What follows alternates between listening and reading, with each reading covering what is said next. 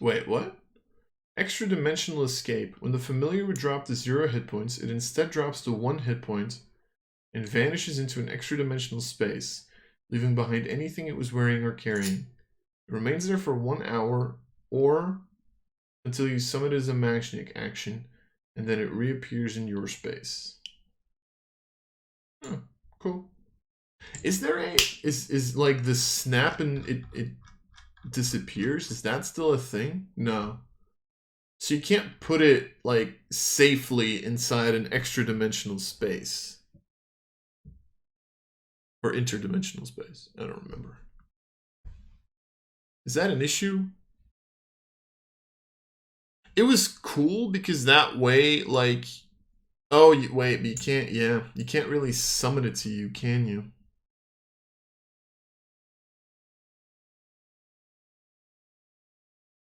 You can't summon it to you, can you?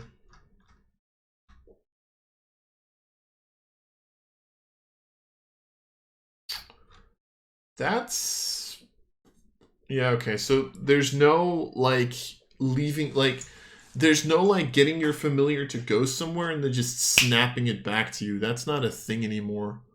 Or, like, being like, okay, I don't want to put my familiar in danger. I'm just going to put it into its pocket plane and then summon when I realize I need it. So, it's, yeah, it's going to be in danger a lot more. It's going to be in danger a lot more. That's the one thing. Yeah, okay, sure. I find it weird because it's like they still have that extra dimensional escape here, which just makes it feel weird to me that you can like have it escape if it drops to 0 hit points, but I don't know. This is still a good ability, by the way. This still makes it usable because you can like have it scout inside. This is why I don't understand why they have such a problem then with like a tiny druid being an exploration, because you have this. Like, this can explore as well, you know? Is it because you're afraid you're going to turn into a spider because you're still... oh, because your transformation doesn't transform back if you take, like, 1 point of damage. Ooh. Like, I don't know. I'm still mad about Druid, I'm sorry.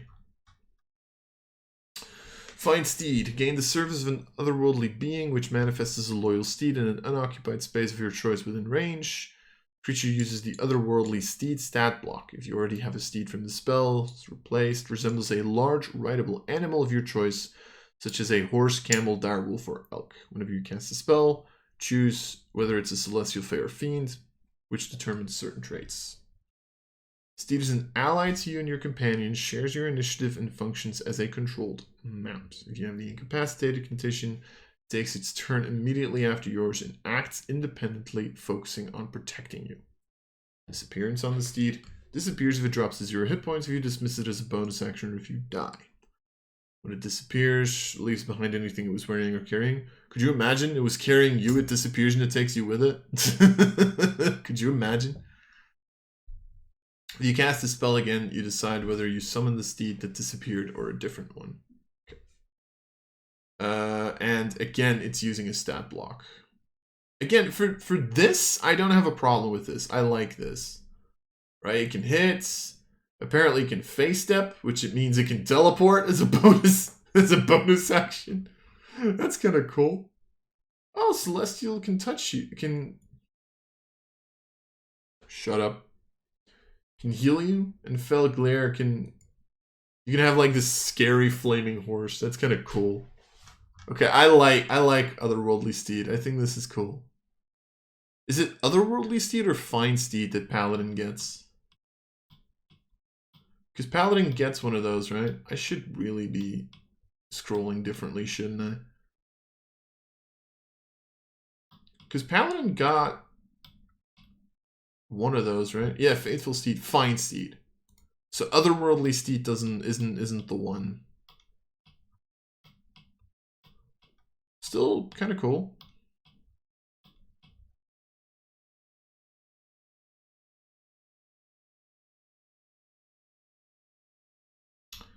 Oh no, it is Fine Steed. Why am I saying Otherworldly Steed? Because that's the name of the fucking stat block. I'm so awake, you guys. I swear I can read. Glimmering Smite. I think, is that a new one? I legitimately don't know. Oh no, this was a replacement for it said so, didn't it? What did this replace again? It said it replaced something. Hold up. Glimmering was instead of, these are the primal spells. Glimmering was instead of branding, right? Yes.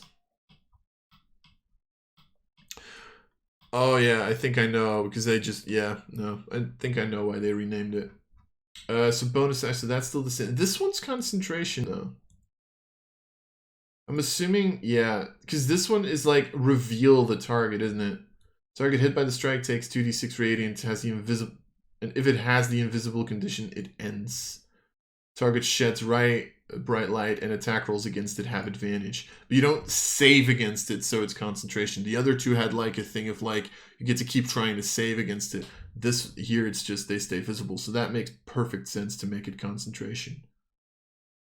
And I think this is just literally the same as Branding Smite used to be. I would assume. Yeah, 2d6 radiant, 2d6 radiant damage. Here it's 2d6 radiant damage, so exactly the same. It's just the smites have changed, really, or how smites work.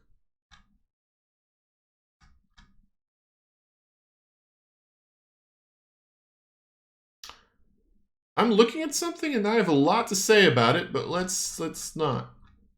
Let's not do that, shall we? Searing Smite, I'm assuming is exactly the same as well. This one's concentration as well. Takes an extra 1d6, ignites it with magical fire, start of each of its turn until the spell ends, must make a constitution saving throw. On a fail, takes 1d6. Yeah. So I think that's still the same.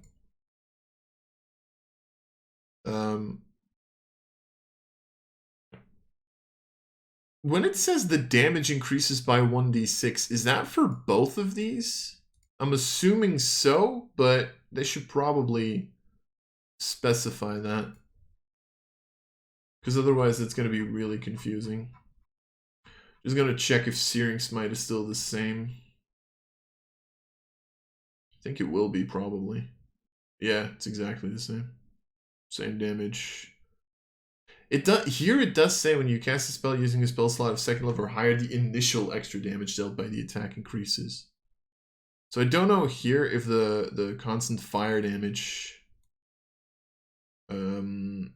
increases as well or not, but it reads to me like it does.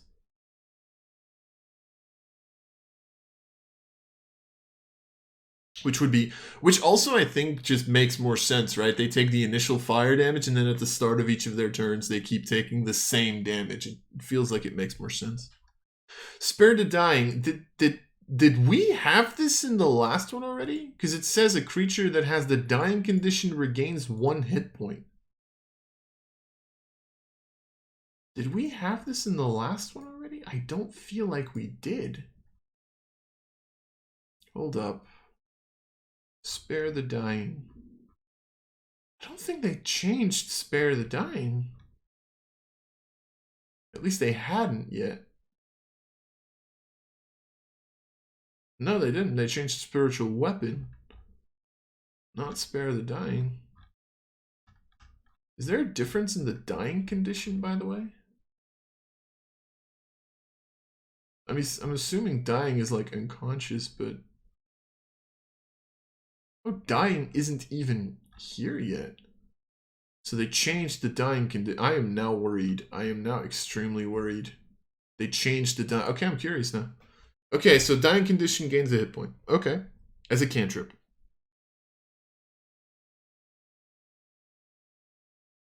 I'm curious now. Staggering Smite pierces both body and mind, takes an extra 40. Yeah, because it's still the same. Duration instantaneous, takes 46 psychic damage. Target must succeed on a wisdom or be stunned until the end of your next turn.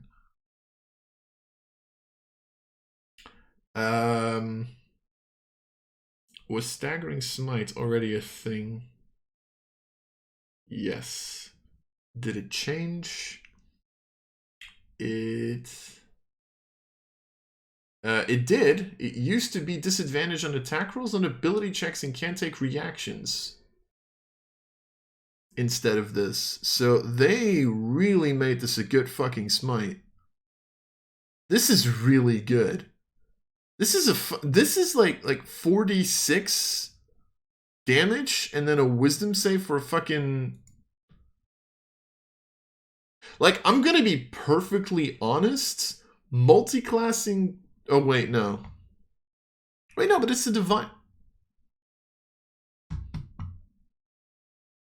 You can't pick this on a wizard, can you? Because this is a divine spell.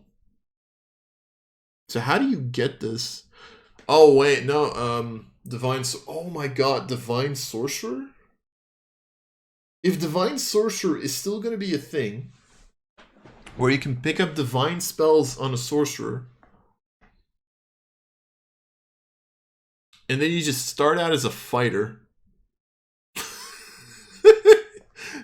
You can just literally make, like, you literally take like 2 or 3 levels fighter. Although I'm almost 100% sure they're gonna nerf action surge. But like, you take 2 or 3. Why would you even need to pick a paladin at that point? You just pick a fucking divine sorcerer. You just fucking take Staggering Smite, 4th level, start punching the shit out of people? That would be so funny. God. That could be funny. Make a melee sorcerer. Just by multiclassing 2 levels of fighter. Come on, be hilarious. Anyway, sorry. Or warlock.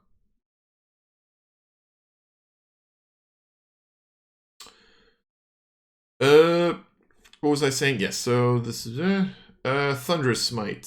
I think that's also just the same, right? Bonus action. Take an extra 2d6 thunder damage. If the creature's target is a creature, must extend on a strength saving throw or be pushed 10 feet away and take the prone condition. Pretty sure that's very similar. I seem to remember. Yeah, rings out for 300 feet, 2d6 strength save, 10 feet prone. Yep, so exactly the same. Just, again, the change to smites. And then Wrathful Smites. 1d6 psychic, succeed on a wisdom save, frightened condition, and can try to repeat it at the end of each turn. Here you do have concentration, though. Is that because it's a 1st level spell? Because here they left up the concentration, which they didn't with the previous 2. Huh. It's weird. I think, like, they'd get rid of concentration on that, too. Apparently not. Okay, I will say Wrathful Smite used to be must make a wisdom saving throw or be frightened, and they needed to make an action. Use an action to make a wisdom check against your spell, make a wisdom check against your spell save DC to end the spell. Although I don't know, they might have changed Wrathful Smite by that point already. So oh fuck, I know I'm going ahead on stuff, but oh fuck yes. Sorry. I'll do that again once we get to the glossary, sorry. But yeah, so Wrathful's different. I don't know, maybe get rid of concentration, I guess.